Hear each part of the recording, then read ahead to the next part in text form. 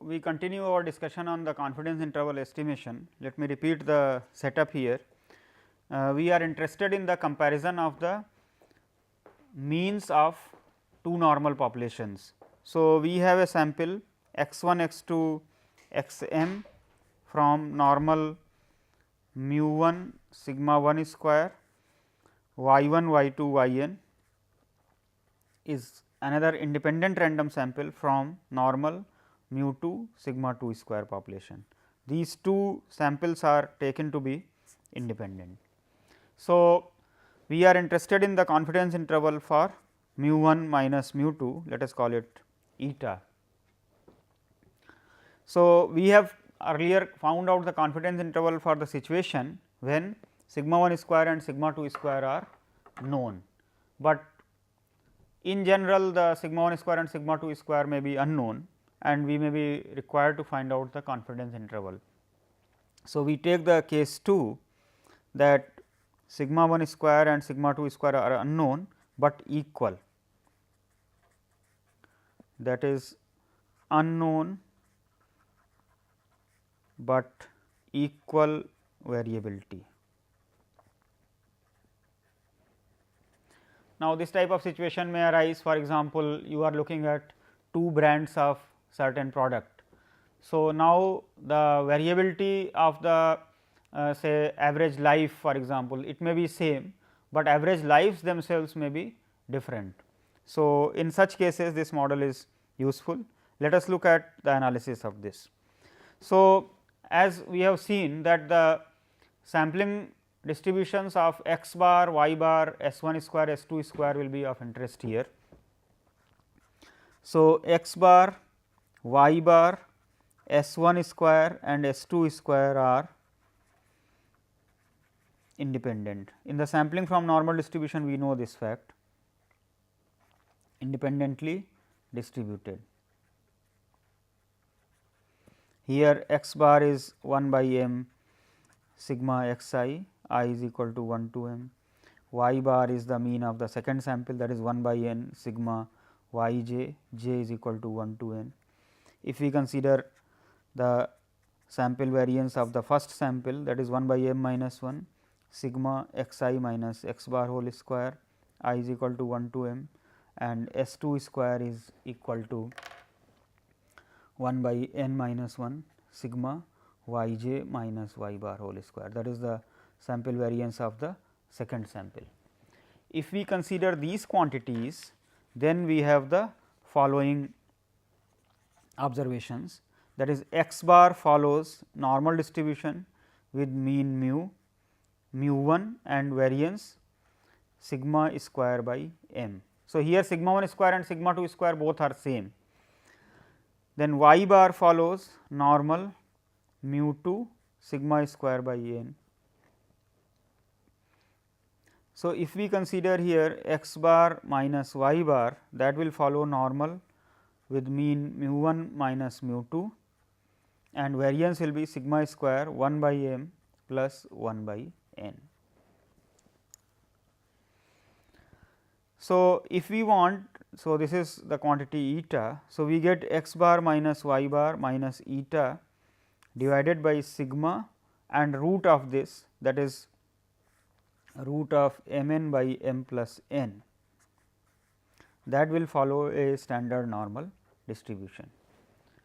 However, this involves the unknown parameter sigma also. So, we cannot straight away use it as a pivot quantity. So, we need a estimator for sigma also. So, we can get it here by considering m minus 1 s 1 square by sigma square follows chi square on m minus 1 degrees of freedom, and n minus 1 s 2 square by sigma square follows chi square on n minus 1 degrees of freedom. Once again, these two quantities are also independent. So, I can add these and we get m minus 1 s 1 square plus n minus 1 s 2 square divided by sigma square, that follows chi square distribution on m plus n minus 2 degrees of freedom. Let me define a quantity S p square, that is equal to m minus 1 s 1 square plus n minus 1 s 2 square divided by m plus n minus 2, that is pooled sample variance. If we use this pooled sample variance, then what we are having is m plus n minus 2 s p square by sigma square is following chi square distribution on m plus n minus 2 degrees of freedom. Now, we have the distribution of x bar minus y bar minus eta divided by sigma multiplied by a constant as a standard normal distribution, and let me call this quantity as say z, and I have a quantity, let us call it say w. This is having a chi square distribution. Another thing we can notice here is that z is involving only x bar and y bar, and w is involving only s 1 square and s 2 square, that is s p square. So, z and w are independently distributed.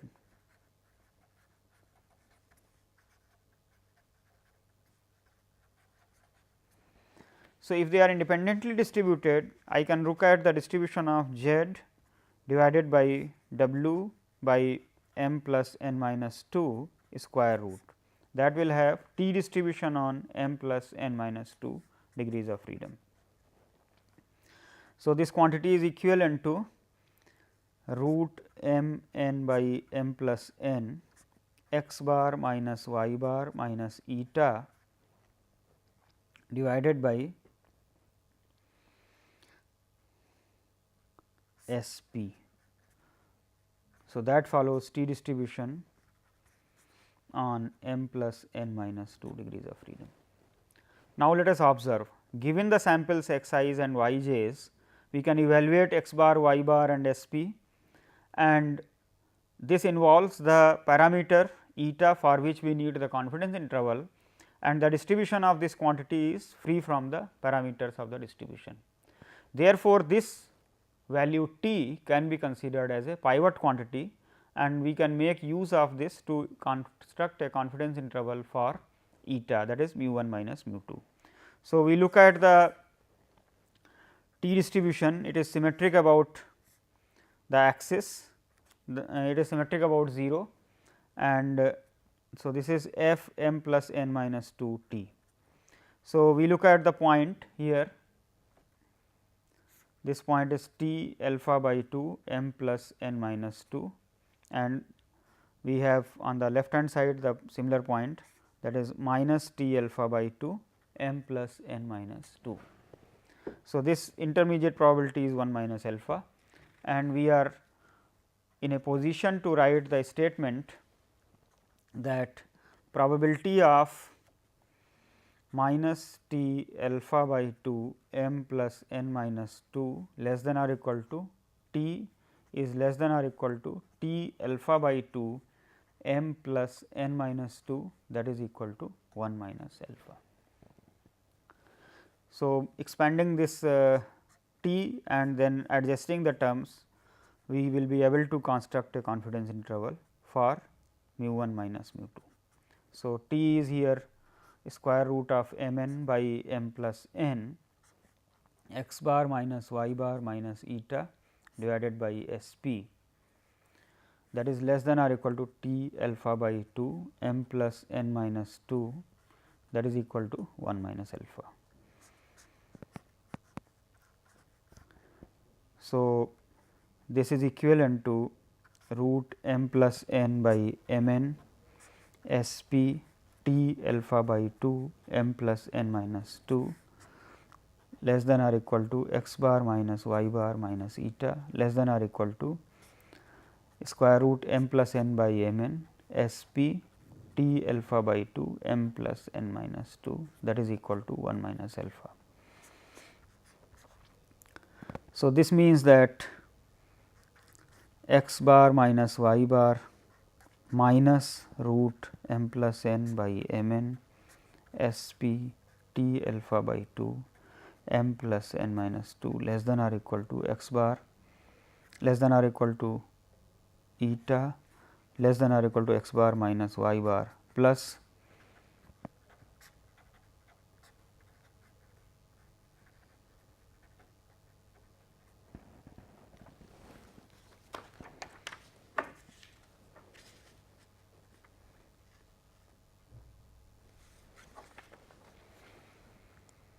that is equal to 1 minus alpha. So, in the situation when the variances of the two populations are unknown, but equal, the confidence interval for mu 1 minus mu 2 is obtained as x bar minus y bar plus minus square root m plus n by m n s p t alpha by 2 m plus n minus 2. So, this is giving a 101 minus alpha percent confidence interval for mu 1 minus mu 2. Notice here is that since the variances were assumed to be equal, we are making use of a pooled sample variance. Now, one may ask a question that in place of this, suppose we consider simply S 1 square or S 2 square only, because in that case also we are getting a variable which is free from the, which is having a distribution free from the parameter. So, why not use only this or only this?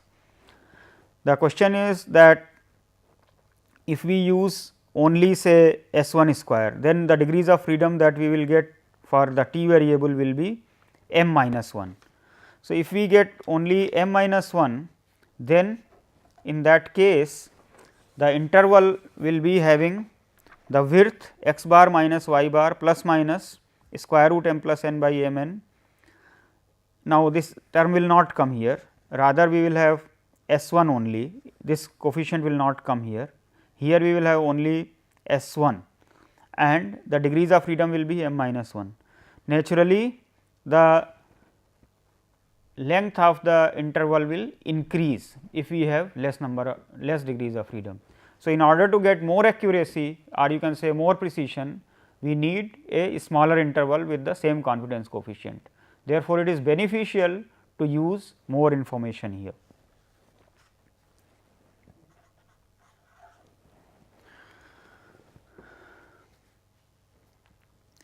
Let us take the case when both mu 1 and mu 2 may be unknown. Then let us look at the procedure here that has helped us to create this confidence interval. The procedure that we adopted was that the distribution of S p square by sigma square, that is chi square, and the z variable that we utilized, that also has a sigma in the denominator. So, we were able to get rid of this. If the variances are not equal, then in the first place we will be getting sigma 1 square here and here we will get sigma 2 square. So, when we add the two terms in the denominators, I will get S 1 square by sigma 1 square and here S 2 square by sigma 2 square, and the same thing will happen with the z also, where we will get sigma 1 square by m plus sigma 2 square by n. So, in no way by taking the ratios I can get rid of sigma 1 square and sigma 2 square. Actually, it turns out that there is no exact confidence interval, that means the interval which is having the length a shortest length and as well as a fixed confidence coefficient, that means the distribution free term we are not getting. In this case, this is known as a variance Fisher situation. So, we will consider this case, sigma 1 square is not equal to sigma 2 square and unknown, that means they are completely unknown. In this case, a approximate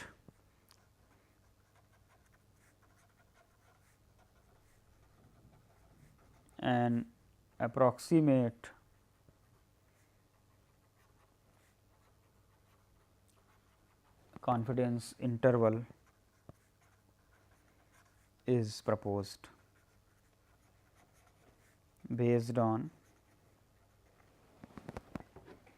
let us call it T star, that is x bar minus y bar minus eta divided by square root S 1 square by m plus S 2 square by n. So, how this has come? In the first case where sigma 1 square by m plus sigma 2 square by n was there, we have simply replaced sigma 1 square and sigma 2 square by their unbiased estimates. So, it was proved by Welch etcetera that this is having has approximate this has approximately t distribution on new degrees of freedom, where nu is given by S 1 square by m plus S 2 square by n whole square divided by S 1 square by m square into m minus 1 plus S 2 square by n square into n minus 1. It is by Welch and it is known as Smith-Sartor-Waite formula.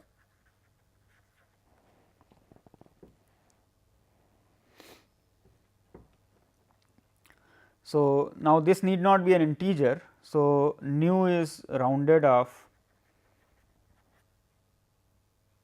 to the nearest integer or integral part. That means, suppose it is turning out to be 11.37, we take only 11. So, using this one can write a confidence interval using T star, we can construct a 100 minus alpha percent confidence interval for mu 1 minus mu 2 as x bar minus y bar plus minus t alpha by 2 nu square root of S 1 square by m plus S 2 square by n.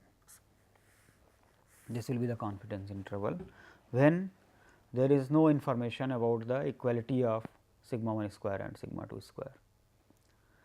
Now, there is another situation which occurs quite frequently.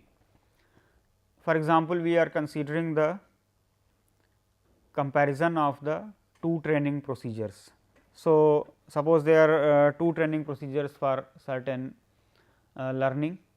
So, we select say 10 pupils and we give them instructions using one training procedure. A test is conducted to measure the outcome of that. Now, for the same set of 10 pupils, another learning procedure is imparted for a fixed period of time and another test is conducted. Now, the scores are not independent because our subjects are not independent, same people, same set of people has been selected. For example, it could be some weight reduction procedure, like the fatty people are there and we are giving them certain weight reduction program. So, by taking certain procedure for 1 month, their weight is reducing by this much. Now, for the same set of people, another procedure is adopted, then how much weights have been reduced. So, we compare the same set of people with respect to their scores. So, here this is related to paired observations. Paired observations. So, here although you are saying x 1, x 2, x n say follow normal mu 1 sigma 1 square and y 1 y 2 y n, they follow normal mu 2 sigma 2 square, but actually the sample has not been selected in this way, because these observations may be paired. So, basically the model becomes that x 1 y 1 x 2 y 2 x n y n, this is having some sort of bivariate normal distribution with parameters mu 1 mu 2 sigma 1 square sigma 2 square and some correlation coefficient rho may be there. Once again we are interested in the interval for mu 1 minus mu 2, that is we want to look at the difference in the average effectiveness etcetera. A simple procedure for this is obtained by using the linearity property of bivariate normal distribution. because we know that if the random variable x y is having a bivariate normal distribution, then any linear combination a x plus b y is again having a univariate normal distribution. So, here if I make use of say observations, let me call it d I, that is equal to x I minus y I, then that will follow normal distribution with mean mu 1 minus mu 2 and some variance, let me call it sigma d square. Actually, it will be sigma 1 square plus sigma 2 square minus twice rho sigma 1 sigma 2. So, sigma 1 square plus sigma 2 square minus twice rho sigma 1 sigma 2. Let me call it sigma d square. That is not important here, because they are all unknown and we need only an estimate of this, because we are interested here in the confidence interval about mu 1 minus mu 2. So, we can make use of, now this looks like a problem of the confidence interval for a mean of a normal distribution, which we have done in the first place. So, we can consider say d bar as 1 by n sigma d I is equal to 1 to n, and we consider S d square as 1 by n minus 1 sigma d I minus d bar whole square. So, if we look at this, then we can see that d bar follows normal eta sigma d square by n, and so from here we can get d bar minus eta root n by sigma d follows normal 0 1. Also n minus 1 S d square by sigma d square, that will follow chi square distribution on n minus 1 degrees of freedom, and once again these two variables will be statistically independent. So, using this we can write square root n d bar minus eta divided by S d, that will be having a t distribution on n minus 1 degrees of freedom. Now, observe this function here, it is involving the random variables, that is the observations x I and y i's, d bars are the mean calculated from the differences, and S d square is calculated as the variance of the difference observations. And here the parameter of interest eta is appearing and sigma I squares etcetera are absent here. So, this can be used as a pivot quantity, and we create a confidence interval by writing down from the distribution of the t on n minus 1 degrees of freedom. So, this probability is 1 minus alpha, and we get x d bar minus S d by root n t alpha by 2 n minus 1 to d bar plus S d by root n t alpha by 2 n minus 1. So, this becomes 100 1 minus alpha percent confidence interval for eta, that is equal to mu 1 minus mu 2. So, we observe here that all these cases are differently handled, that is when we observe a sample we have to look at carefully. So, if the variance is known to us, then we have some procedure. If the variances are unknown, but we suspect that the variances may be equal, then we have another procedure. If the variances are completely unknown, then we have another procedure. On the other hand, if the sampling is not done in the independent fashion, that means we have a correlated observations, then we may arrange the data in a paired way, and then we can apply a pairing formula. So, the confidence interval for the same parameter mu 1 minus mu 2 when we are sampling from two normal populations, it is dependent upon the situation. We have to, a statistician has to carefully see that which type of method will be adopted here for finding out the confidence interval, otherwise he will be coming up with the faulty conclusions.